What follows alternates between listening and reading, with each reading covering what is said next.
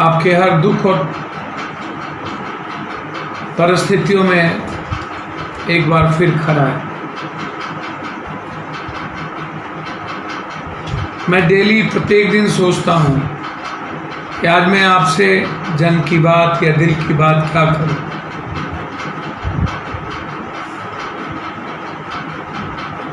आज प्रधानमंत्री जी मन की बात कर रहे हैं।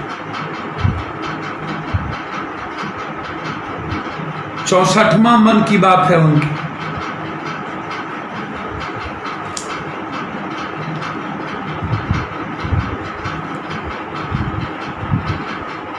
और सच है कि मैं व्यक्ति की इज्जत बहुत करता हूं, किसी की आलोचना से मतलब नहीं है। प्रधानमंत्री जी हों या कोई नेता, कोई मुख्यमंत्री, कोई जनप्रतिनिधि,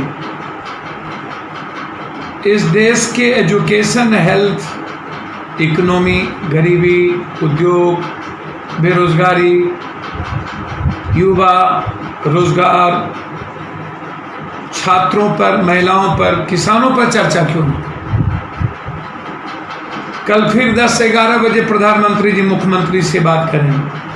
आज मन की बात हो गई, कल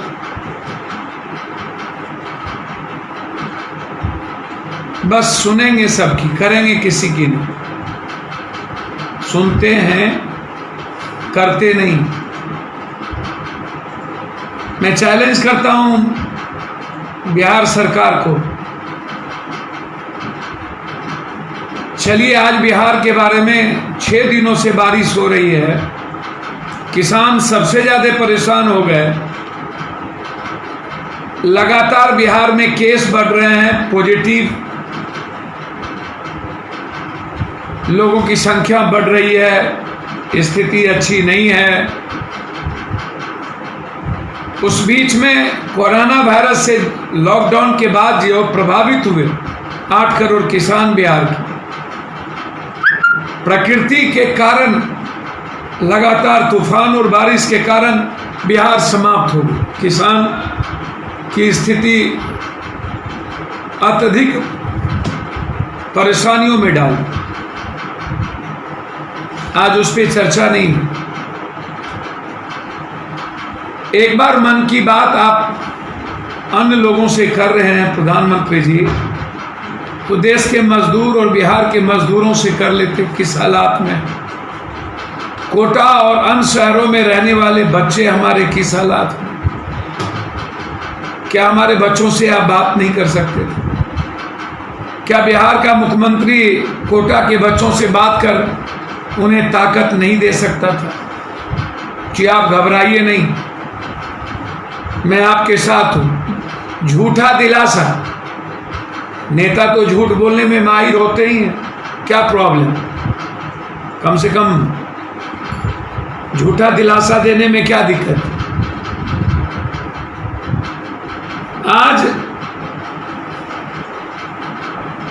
क्या कल नीतीश बाबू आप विशेष पैकेज या विशेष किसानों के लिए आर्थिक पैकेज की मांग करेंगे?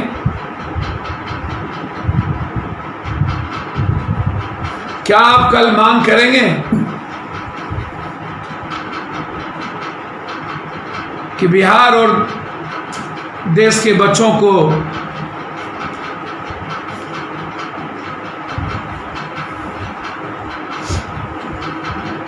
आप जल्द ला करके लौटा के देंगे? क्या आप माफ करेंगे?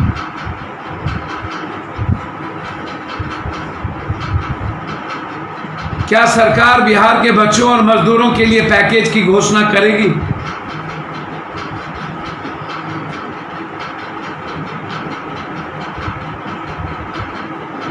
कल आप कौन सा मांग करेंगे नीतीश बाबू? यह सवाल हमारा किसान दोहरी मारों में फंस गए।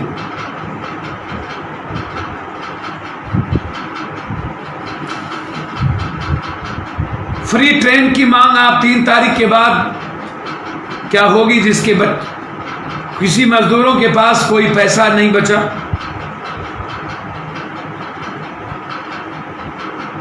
जिद छोड़ दीजिए ना नीतीश जी। पाप बहुत कमाए आप लोग, कुछ पुण्य कमा लीजिए अंतिम में। मजदूर और छात्रों की और गार्जियन और मां और बहनों की और बेटियों की हाय कि महापाप के भागीदार आप इतना बन चुके हैं। नीतीश बाबू, किंग जॉन जैसा तानाशाह नहीं रहता है। हम और आप किस खेत की मूली।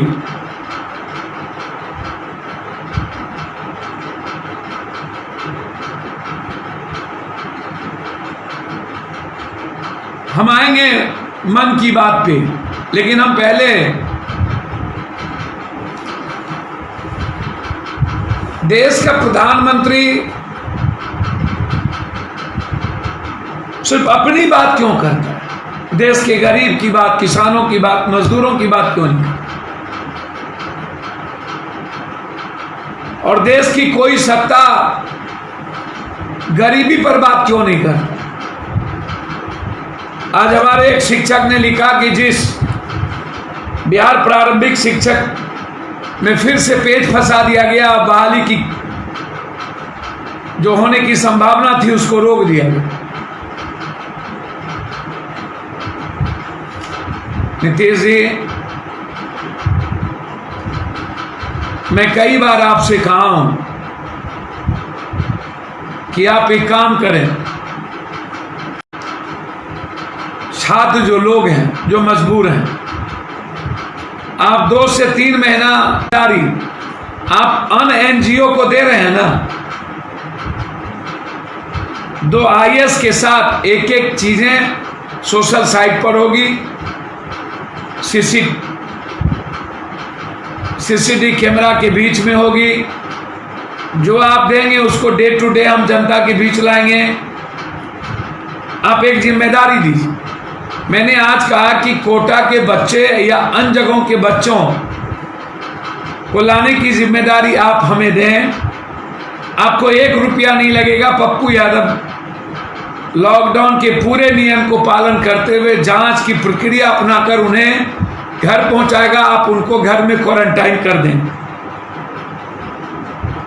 जब आप अन्य लोगों को घर में क्वारंटाइन कर सकते हैं तो फिर हमारे बच्चों को क्यों नहीं? मैं तैयार हूं, हाथ जोड़ करके विनम्रता के साथ कह रहा हूं, मैं तैयार हूं, मैं तैयार हूं। आप हमें आदेश दें, आदेश दें। कल सुबह मैं कोटा के लिए प्रस्थान करूंगा दिल्ली से, और कल शाम से मैं छात्रों को लेकर के बिहार की तरफ प्रस्थान करूंगा, और फिर कोशिश करूंगा मजदूरों, जो मेरा परछाई है, हम लोग की खून है, उनको लेकर बिहार पहुंचूं। इन सवालों को लेकर बिहार करे पुकार। जब हम लगातार इन सवालों को बोल रहे हैं, ना तो देश की सरकार और ना तो बिहार की सरकार पर कोई जू रेंग रही, बस कुछ नहीं सुनना। महाराष्ट्र की सरकार ने शुरू कर दी मजदूरों को ले जाना, उत्तर प्रदेश की सरकार। मैं मानता हूं कि उत्तर प्रदेश में कोरोना वायरस से प्रभावित लोगों की संख्या बहुत बढ़ रही है, खाने की व्यवस्था नहीं है। वो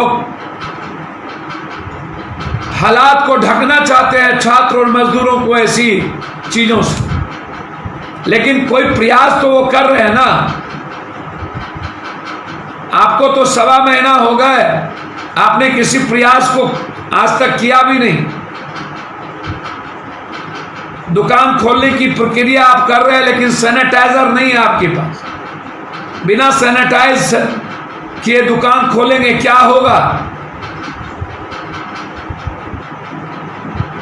और कंफ्यूज है। नगर निगम, नगर पालिका में नहीं खुलेंगे, वो कंफ्यूजन ऑर्डर, सबके बीच कंफ्यूज। दिल्ली में सबसे ज्यादा अधिक यही स्थिति। 1.25 महीने में आप हमेशा कहते रहे हैं कि 20 तारीख के बाद, 1 महीने के बाद अनाज 5 किलो जाए। कल आपके डिप्टी सीएम ने कह दिया 1 किलो दाल भी लेट ही सही देंगी। मैंने कल भी कहा, क्या 5 केजी दाल में एमएलए, एमपी, मंत्री, संतरी का घर, माफियाओं का परिवार खा लेगा? आप क्यों बनाते हैं मजाक गरीबों? आप मत दीजिए, जो हालात है जिंदगी जी रहे जीने दीजिए। आप दिल्ली में नहीं देख रहे हैं ना, मैं डेली जा रहा हूं दिल्ली में, मध्य प्रदेश, यूपी, बिहार के मजदूरों के पास, और हालात देख रहा हूं कि भूख से कैसे तरफ, कैसी हमारी माँ और बहन आंख में आंसू लेकर के आती है मेरे पास खोजे खोजे। आपको क्या पता, आपको कहां दर्द होगा? आप सबकी, नेताओं की पत्नी, माँ, बच्चे ये परेशान नहीं है ना? नेता के रिश्तेदार परेशान नहीं है? बिहार करे पुकार कल 10 बजे से 11 बजे हमने निर्णय लिया है। यदि आप हमारी बात नहीं सुन रहे हैं, इसीलिए बिहार के मजदूर एवं बच्चों को न्याय दिलाने के लिए एक स्वर में पुकार करें हम लोग। 10 बजे से 11 बजे हम सब ट्वीट पर रहेंगे, ट्वीट करेंगे, बिहार करे पुकार हैशटैग के साथ ट्रेंड में रहेंगे। मैं मातृशक्ति बुजुर्गों से, युवा शक्ति, छात्र युवाओं से, भाइयों से, सबसे आग्रह करूंगा,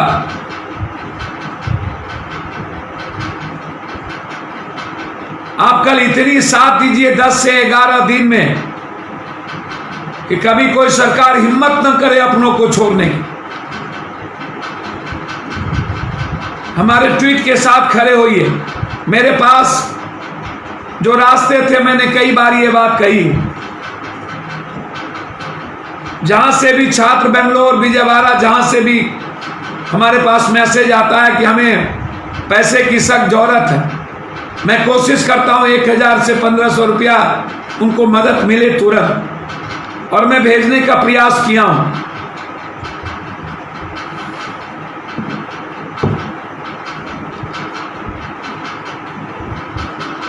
किसानों को लेकर के मेरी गंभीर चिंता है।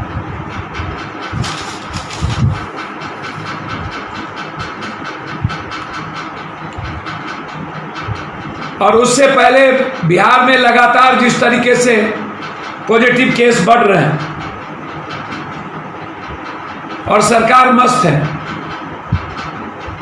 सरकार की चिंता उस ओर नहीं है।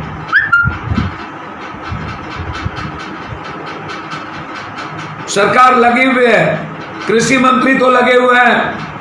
अररिया में एएसआई को सस्पेंड कर दिया गया, लेकिन कृषि विभाग के पदाधिकारी को प्रमोट करके डिप्टी डायरेक्टर बना दिया गया। बधाई हो, अंतरात्मा का परिवर्तन सब दिख रहा है। सुशासन बाबू के बारे में कल भी मैंने कहा, छोटे मछलियों को मारकर बड़ी मछली की बचाने की प्रवृत्ति इस सरकार की सबसे बड़ी प्राथमिकता रही। अपने लोगों को ये बलि का बकरा नहीं बनाते, और बनाते भी हैं तो सिर्फ नीतीश बाबू अपने भीतर की गलतियों और चेहरों को छुपाने के लिए। लगातार बिहार में एक तरफ कोरोना वायरस से लोगों के भीतर डर, दूसरी तरफ बिहार के मजदूर और बच्चों का बाहर होना और परिवार का बिहार में होना, लगातार मानसिक रूप से अवसाद और भूख से मौत की ओर लोगों का बढ़ना, और अस्थिर 80% मजदूर और किसान की अब मैं क्या करूंगा, कोरोना वायरस के बाद हमारी क्या होगी। वर्तमान की चिंता और भविष्य की चिंता दोनों बिहार के पास, और सरकार मस्त विपक्ष बस ट्वीट, नदारत, गायब, कोई चर्चा नहीं। एक पागल आदमी जग शुरू कर दिए विज्ञान के युग में, सुबुद्धि जग, बारे बाप, जिसको खुद बुद्धि नहीं, शुद्ध बुद्धि नहीं, वो सुबुद्धि जग करें। उन्हें कोई मतलब नहीं है अपने क्षेत्र से, जनता से, कौन मर रहा है, कौन जी रहा है, बस ट्वीट ट्वीट खेलना है इन लोगों। ये लोग अखबारों का सिर्फ इस्तेमाल करेंगे। आज पूरी न्याय प्रक्रिया आपके हाथों में है। जब प्रधानमंत्री जी बोल रहे थे तो हमारी चिंता थी कि प्रधानमंत्री जी आज जरूर कुछ बोलेंगे बिहार और मजदूरों के बारे में, जरूर हम लोगों के लिए कुछ सोचेंगे।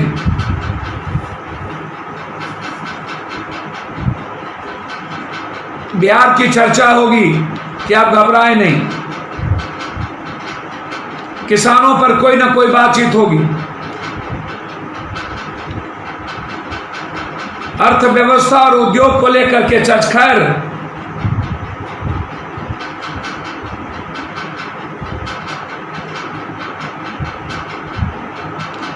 वैश्विक स्तर पर अर्थव्यवस्था के आधार पर क्या हाल होगा। भारत के कोविड-19 के लॉकडाउन को आज 1 महीना से अधिक समय हो गया। इस दौरान देश की आर्थिक गतिविधियां पूरी तरह बंद। ऐसे में रेटिंग एजेंसी ने अपनी चालू वित्त वर्ष में अर्थव्यवस्था में वृद्धि को लेकर समय समय पर काफी बदलाव किए। हमें यह समझ में आता है कि भविष्य में हमारी अर्थव्यवस्था के लिए संकेत बहुत ही दुखदायी होगा। बच्चों ने अंतर्राष्ट्रीय रेटिंग एजेंसी पिच ने 5.6, IMF ने, मूडी ने 5.4, वर्ल्ड बैंक ने 5 वृद्धि का अनुमान लगाया। 19 के बाद भारतीय रिजर्व बैंक ने 6% दर की अर्थव्यवस्था में वृद्धि का अनुमान था, मगर देशव्यापी तालाबंदी मत देश की अर्थव्यवस्था की वृद्धि जो अनुमान लगे 6% की वृद्धि दर से शुरू होकर अब 1% नीचे आ गई। 4 मई तक तालाबंदी पर आधारित है। ऐसे में यदि 4 मई से भी लॉकडाउन 3 का आरंभ होता है तो स्वाभाविक पुनः सभी एजेंसी अपने अनुमान परिवर्तित करेगी। दूसरी ओर यदि हम चुनिंदा अर्थव्यवस्था का रेट का अनुमान लगाने वाली एजेंसी जनवरी, फरवरी, मार्च, अप्रैल अनुमान की तुलना करें तो पिच के अनुसार 5.6, IMF 5.8, Moody 5.4, world bank 5, RBI 6। इस आंकड़ों से स्पष्ट है कि लॉकडाउन हमारे आगे बढ़ता हुआ अवश्य बड़ा परिवर्तन करेगा। 2020 में 5% के स्तर से 2 महीने के बाद 2.5% पर पटक दिया। ऐसे में यह भारत के 2 माह के अंतराल में पड़ने वाला पहला सबसे बड़ा झटका है। छोटे उद्योग लगभग सिमटने की नजर में, लगभग 45 से 55% लोग बेरोजगार होंगे। भारत के मध्य उद्योग मंत्रालय की वार्षिक रिपोर्ट 6.5 करोड़ लघु व्यापारी हैं, जो कि मुख्य तौर पर सेवा उत्पादन व ट्रेड के क्षेत्र में सबसे अधिक संबंध रखते हैं। इन सभी की किस्मत वर्तमान समय में लघु व्यापार बचाने के लिए दांव पर लग चुकी है, परंतु इन्हें राहत देने के लिए सरकार का कोई कदम नहीं, ताकि उन्हें सरकारी लाभ से राहत मिल सके। मध्य उद्योग के कोरोना की मार से बचाने के लिए केंद्र और राज्य सरकार दोनों उनके पक्ष में ठोस नीति नहीं बना रही। छोटे उद्योग अपनी रोजी रोटी कमाने के लिए बचने की उम्मीद नहीं है। जितना नुकसान उनको हुआ उसकी भरपाई दोनों सरकार को अभी तक सहूलियत देने में असफल रहे। अब जरा आप बताइए कि क्या किया जाए। मैं धन्यवाद देता हूं सुधाकर महाराज जी को, राय नूर जी को, अनामिका जी को, आदित्य कुमार सिंह को,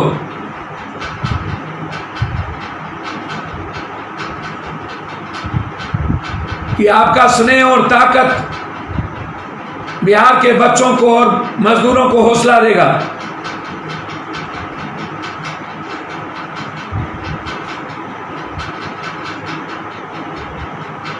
अब डीएनए नीतीश कुमार जी से ही पूछना पड़ेगा आप सबको कि आज बिहार के मजदूर और भारत में जो बच्चे हैं उसका डीएनए कौन सा है।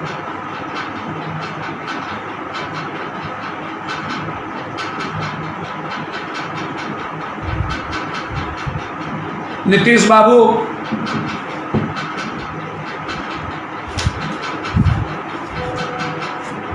मेरा बहुत ही विनम्रता के साथ आग्रह है,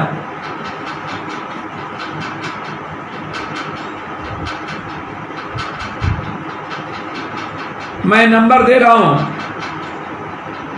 कई सारे नंबर हमारे पास आए हैं। हरियाणा रेवरी जिले के मालपुरा गांव में फंसे हैं संदीप श्रीवास्तव, सब बहुत सारे लोग। आज मैं मुख्यमंत्री अरविंद केजरीवाल जी के पीए से बात कर दिल्ली में कोशिश किया हूं सभी जगह राशन और खाना भिजवाने का, और संजय सिंह सांसद से लगातार विभव जी से बातचीत हो रही है जो अरविंद केजरीवाल के पीए हैं, और संजय जी सिंह सांसद जी भी लगातार कोशिश में हूं कि मजदूरों को कोई दिक्कत ना हो, लेकिन हालात अच्छे नहीं हैं और इससे बुरे हालात बिहार के हो गए। पीडीएक्स सिस्टम बिल्कुल न समाप्त हो चुका है और जो मजदूर गए हैं बाहर से उनकी स्थिति अच्छी नहीं है। मैं फिर आग्रह करूंगा कि यदि आप जो देश की अन्य सरकार कर रही है और एक गंभीर सवाल में खड़ा करना, विदेश मंत्रालय भारत के बाहर फंसे भारतीयों को लाने की पूरी तैयारी कर चुकी है। जब आप भारत के बाहर फंसे पैसे वालों को लाएं, मैं आपके साथ खड़ा हूं।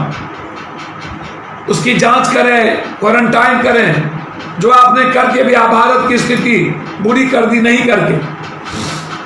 लेकिन भारत में जहां बस मजदूर और छात्र फंसे हुए हैं उन पर गंभीरता से चर्चा क्यों नहीं हो। हमारे भारत के लोग जा रहे हैं, बौद्धिस्ट जा रहे हैं, सभी जगह लोग जा रहे हैं।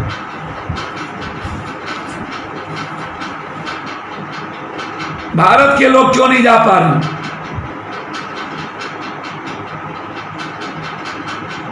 इसीलिए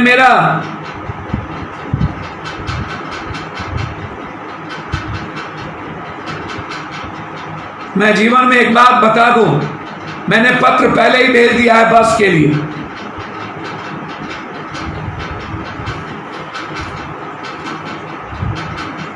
और आज मैं खुल करके बोलना चाहूंगा आपसे कि लगभग देश के जितने मित्रों ने, हमारे परिवार के लोगों ने हमें मदद की है। विभिन्न जगहों पर लोग भूख हड़ताल में, आरा में हमारे एक साथी भूख हड़ताल में बैठे हैं पीडीएस सिस्टम को लेकर। इसी तरह अलग अलग जगहों पर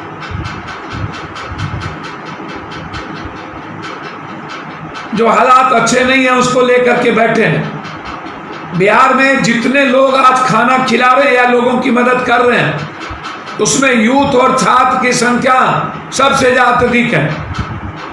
ये जो जरदगब लोग हैं, पुराने लोग जो जात पात के आधार पर पॉलिटिक्स करते हैं, हिंदू मुसलमान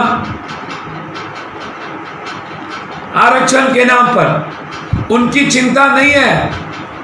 लेकिन जिनका दिल दिमाग बिल्कुल साफ है, जो बिहार और बिहारी हैं, हिंदू मुसलमान नहीं है। अभी भी नालंदा में एक घिनौना खेल शुरू हो गया। युवा मोर्चा के अध्यक्ष पर केस भी हुआ। नफरत पैदा करने की शुरुआत नीतीश जी के घर से ही शुरू हो गए।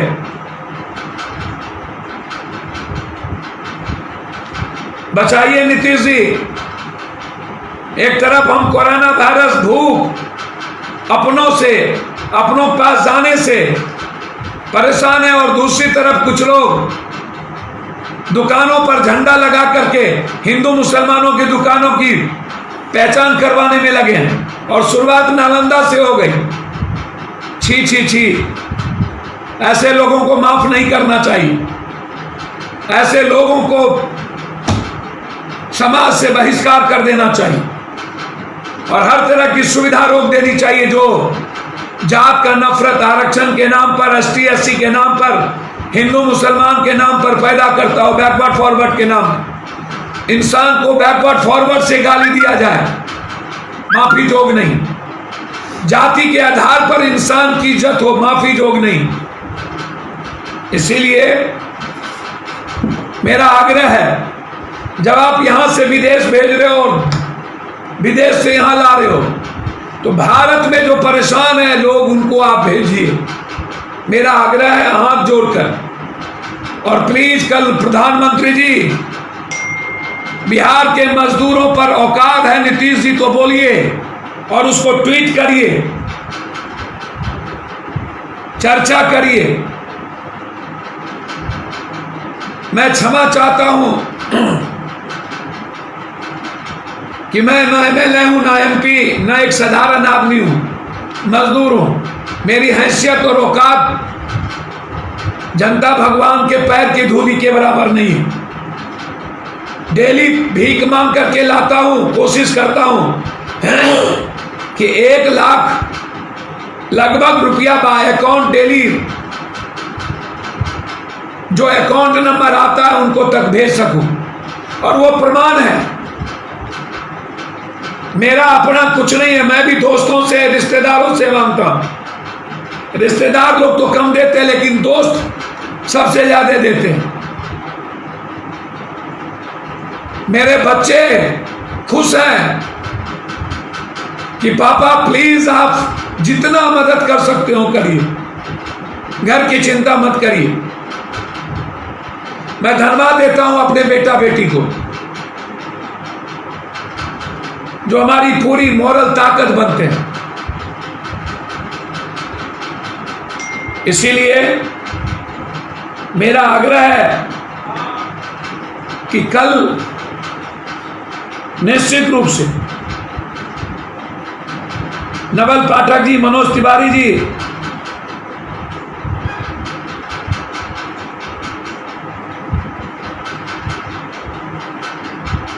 कि आप जानते हैं कि लगातार 7 महीनों से हमारे लोग हर जिलों में सड़कों पर हैं। सोशल मीडिया के माध्यम से आपको खबर हो रही होगी। जीवन में मर जाऊंगा, इंसानियत के नाम पर कभी स्टंट और राजनीति नहीं होगी। हमें कभी सही तरीके से समझने की कोशिश बिहार और बिहार के लोगों ने नहीं किया। लेकिन मैं इतना जरूर कहूंगा, और मैं इस मामले में बहुत गंभीर हूं, कि 12 करोड़, 12.5 करोड़ बिहारियों के सवाल पर और इस देश के किसानों के सवाल पर जो हालात में है, कल आप प्रधानमंत्री जो मैं हैशटैग कर रहा हूं, बिहार करे पुकार, उसमें आप एक एक मातृत्व शक्ति और भातृत्व भाई और पितृत्व शक्ति खड़े होइए और आवाज दीजिए कल प्रधानमंत्री जी को कि आप किसान जो 6 दिनों से बारिश और तूफान से परेशान है, आप विशेष पैकेज दें। साथ साथ बिहार के मजदूर और युवाओं को लाने का प्रयास करें। आप बिहार के मजदूर और युवाओं की कल आवाज बने, ये मेरा आग्रह है। मैं आपसे वचन देता हूं, अभी नीतीश जी रात के 12 बजे हमें आदेश दें, सुबह आपको मैं कोटा में मिलूंगा। बहुत बहुत धन्यवाद, नमस्कार।